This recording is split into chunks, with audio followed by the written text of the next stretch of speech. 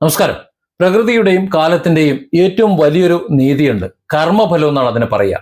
ചെയ്യുന്ന ക്രൂരതകളുടെയും അനീതികളുടെയും ഒക്കെ ഫലം ഈ ഭൂമിയിൽ വെച്ച് തന്നെ അനുഭവിക്കാതെ ആർക്കും കടന്നുപോകാൻ കഴിയില്ല എന്ന വലിയൊരു സത്യത്തിന്റെ നേർചിത്രമാണ് ഇപ്പോൾ കേരള രാഷ്ട്രീയത്തിൽ സംഭവിച്ചുകൊണ്ടിരിക്കുന്നത്.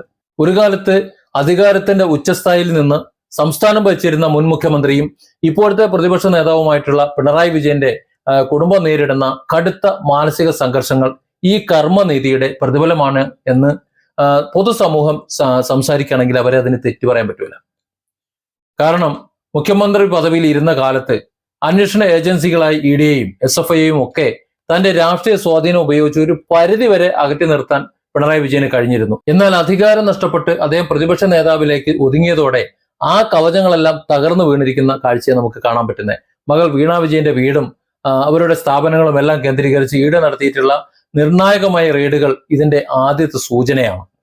ഇപ്പോ ആരോഗ്യ കാരണമാണ് പറയുന്നത്. ആരോഗ്യ കാരണങ്ങൾ പറഞ്ഞ് ആദ്യത്തെ ദിവസം ചോദ്യം ചെയ്യലിൽ നിന്ന് വീണ വിജയൻ ഒഴിഞ്ഞു മാറിയെങ്കിലും അന്വേഷണ ഏജൻസി വിട്ടുവീഴ്ചയ്ക്ക് തയ്യാറല്ല.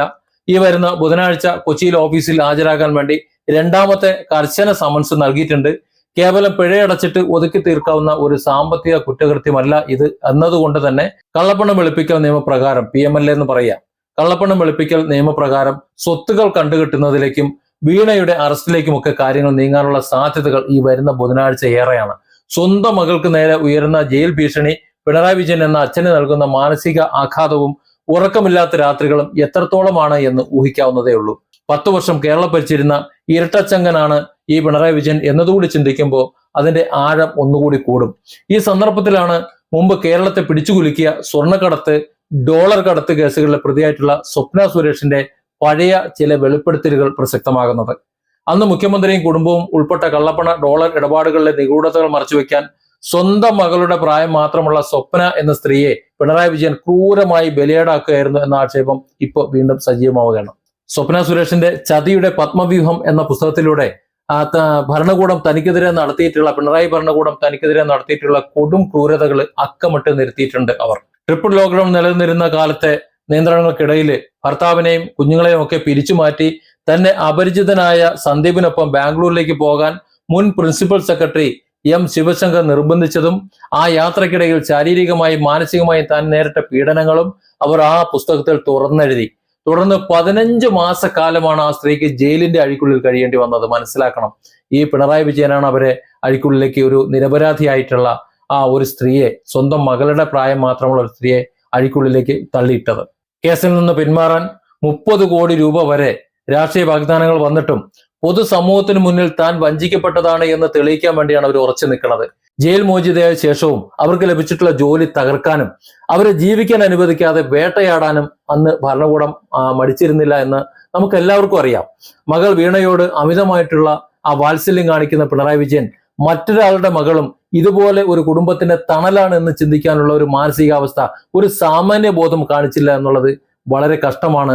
ഒരു സംസ്ഥാനത്തിന്റെ മുഖ്യമന്ത്രി ആയിരിക്കുന്ന സമയത്താണ് എന്നും കൂടി ഓർക്കണം. സത്യപ്രതിജ്ഞ ചെയ്ത് അധികാരമേൽക്കുന്നത് കേരളത്തിലെ 3.5 കോടി ജനങ്ങളെയും താൻ തന്റെ അധികാരം ഉപയോഗിച്ച് സംരക്ഷിച്ചോളാമെന്നാണ്. അതിലൊരാളാണ് ഈ സ്വപ്ന സുരേഷ് എന്നതാണ് ഏറെ രസകരം. തന്റെ കുടുംബത്തെയും മകളെയും സംരക്ഷിക്കാൻ വേണ്ടി മറ്റൊരു പെൺകുട്ടിയുടെ ജീവിതം 15 മാസം തടവറയിലാക്കി നശിപ്പിച്ചതിന്റെ കണ്ണീരിന്റെ കൂലി ഇപ്പൊ തിരികെ ലഭിച്ചു തുടങ്ങുമ്പോൾ അതിന് പിണറായി ഈ രീതിയിലൊന്നും നെഞ്ചത്തടിച്ചിട്ട് കാര്യമൊന്നുമില്ല. കേവലം ഒരു വ്യക്തിയുടെ ശാപവാക്കുകൾ എന്നതിനപ്പുറം തന്റെ ഭരണകാലത്ത് കള്ളക്കേസുകൾ കുടുക്കി ജയിലിലടച്ച ആയിരക്കണക്കിന് മനുഷ്യരുടെ നിസ്സംഗതയുണ്ട്. ആയിരക്കണക്കിന് പേരുടെ നിസ്സംഗത. അതിൽ പ്രഗത്ഭരുണ്ട്, പ്രശസ്തരുണ്ട്, ഇതുപോലെ പ്രതികരിക്കാൻ കഴിയാത്തവരുണ്ട്, മാധ്യമപ്രവർത്തകരുണ്ട്, മറ്റ് സാധാരണക്കാരുണ്ട്, യൂട്യൂബർമാരുണ്ട്, അങ്ങനെ ഒത്തിരി പേരുണ്ട്. അവരുടെയൊക്കെ കണ്ണുനീർ, അവരുടെ കുടുംബം അനുഭവിച്ചിട്ടുള്ള കണ്ണുനീർ, ആ കണ്ണുനീരിന്റെ ആകെത്തുക അനുഭവിക്കാതെ പിണറായിയുടെ കുടുംബം ഇവിടെ നിന്ന് കഴിഞ്ഞു പോകും, അല്ലെങ്കിൽ പിണറായി ഇവിടെ നിന്ന് കഴിഞ്ഞു പോകുമെന്ന് തോന്നുന്നുണ്ടോ? എത്ര കോടികളുടെ സാമ്പത്തിക ശേഷി ഉണ്ടെങ്കിലും രാഷ്ട്രീയ സ്വാധീനങ്ങൾ ഉണ്ടെങ്കിലും പ്രകൃതിയുടെ ഈ കർമ്മഫലത്തെ തിരുത്തി എഴുതാൻ പിണറായി വിജയനും കുടുംബത്തിനും കഴിയില്ല. ഇനി അവർ ആര് വിചാരിച്ചാലും കഴിയില്ല എന്നത് ഒരു കടുത്ത യാഥാർത്ഥ്യമാണ്. ആ യാഥാർത്ഥ്യം അനുഭവിക്കാൻ പോകുന്നു എന്നതിലേക്കാണ് കാര്യങ്ങളുടെ പോക്ക്.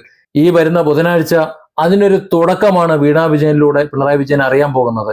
നേരിടേണ്ടി വരുന്ന ഓരോ നിയമ നടപടികളും മുമ്പ് ഒരു സ്ത്രീക്ക് നേരെ കാണിച്ചിട്ടുള്ള കൊടുംചതിയുടെയും അല്ലെങ്കിൽ കുറെ പേർക്ക് നേരെ കാണിച്ചിട്ടുള്ള നൂറുകണക്കിന് ആയിരക്കണക്കിന് പേർക്ക് നേരെ കാണിച്ചിട്ടുള്ള ആ ചതിയുടെയും പാപങ്ങളുടെയും ഭാഗ്യപത്രമായിട്ട് ഈ മലയാള സമൂഹം സംസാരിക്കാൻ തുടങ്ങുകയാണ്. അത് ഇനി എന്താണ് എന്ന് പിണറായി വിജയനും കുടുംബവും മനസ്സിലാക്കാനും തുടങ്ങണം.